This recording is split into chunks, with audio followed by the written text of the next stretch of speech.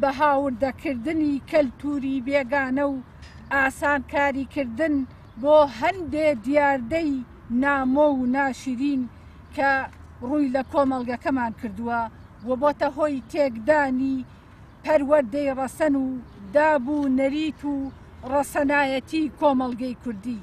هەر بۆیە ئێمە لێرەوە داوا دەکەین کە هاوڵاتیان و جەماوەری کوردستانی ئاین پەروەر بێدەنگ نەبن، داوا لەسەر جەم ڕێکخراوەکانی مافی مرۆڤ و ڕێکخراوەکانی ئافرەتان و خوشکان و کەسایەتیەکان و سەرجەم لایەنە پەیوەندیدارەکانەکەین بەرامبەر بەو لێشاوە کەلتورە نائەخلاقیە کە هاوردەکراوە و هاوردە دەکرێت بێدەنگ نەبن و بێ هەڵوێز نەبن.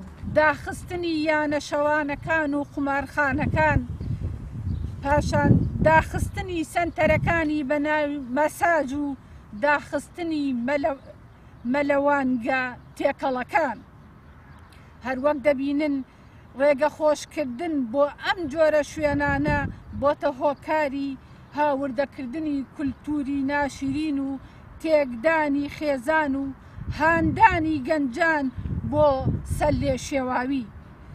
دەبینرێت بەشێکی زۆری میدیا کوردیەکانیش کار دەکەن بۆ هاوردەکردنی فکر و دیاردەی نامۆ و بەرنامەکانیان بۆ بەلاڕێدابردنی گەنجان و تێکدانی پەروەردە. بۆیە هۆشداری دەدەین بە سەرجەم لایەنە پەیوەندیدارەکان ڕێگری بکەن لەو دیاردە ناشرینانە.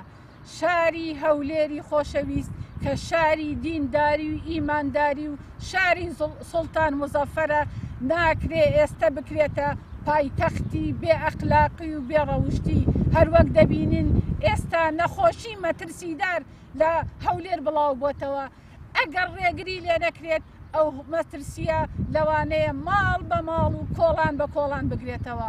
بۆیە هۆشداری دەدەین و سەرجەم لایەنەکان ئاگادارەکەینەوە، هاوڵاتیانیش داوایان لێ دەکەین لە بەرامبەر ئەم دیاردەیە بێدەنگ نەبن.